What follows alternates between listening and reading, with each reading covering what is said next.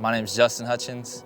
I'm 27, and I have been coming to Immanuel for about 6 months now. So growing up, I didn't grow up in a church. I probably went to church. I could probably count the times on one hand, how many times I went to church. So coming to church at 26 years old, it was intimidating at times because I grew up in Lexington. I grew up on a farm that wasn't Christ-based. It was all work-based. I mean, my family worked sun up to sundown every day, 7 days a week.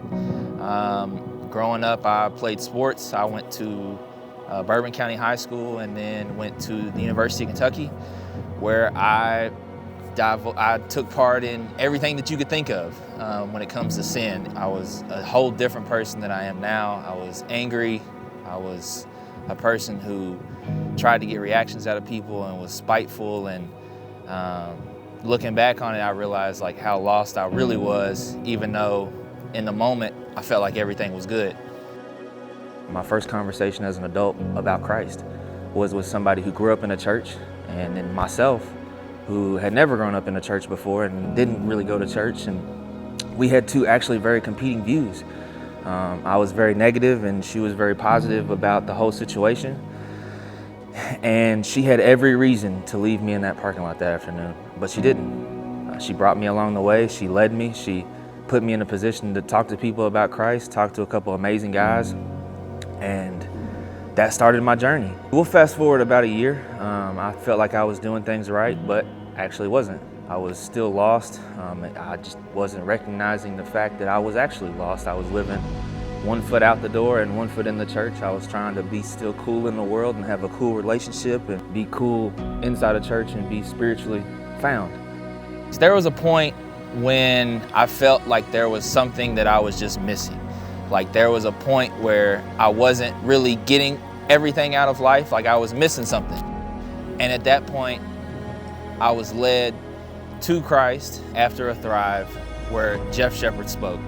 And I had a moment in the car after talking to some people at Thrive, and I said something negative, and it made me realize that I could no longer do this alone and that I needed to give my life to Christ. And that was the only way I would ever receive true fulfillment.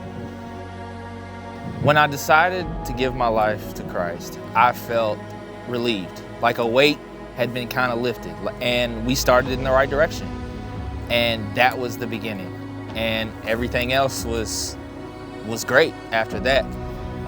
And there's still life where even after I decided to give my life to Christ, there are obstacles along the way that cause you to may resist whatever the urge that you're feeling. But overall, when I truly decided to give my life to Christ, I was overfilled with joy and peace, really. Nowadays, I find myself being extra patient on everything that life throws and realizing that God's plan may not align with my plan as far as time concerns.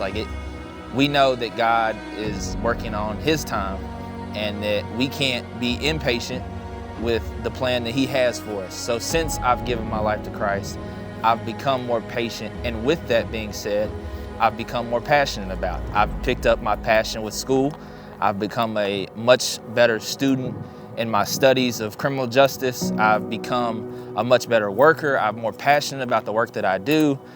And I'm more passionate about my faith. And once I found what I was passionate about with the faith that I was given, with the grace that I realized that I received, everything was so much easier.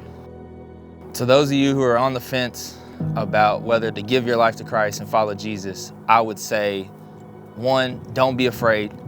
For me, coming into a new church and coming into church for the first time, I was super anxious. I felt out of place. But as time goes on, it's not about the people, it's about who you are with Christ. And that means more than anything. And embrace who you are. Don't attempt to be a robot. Embrace everything that God is giving you. And don't be afraid to take the plunge.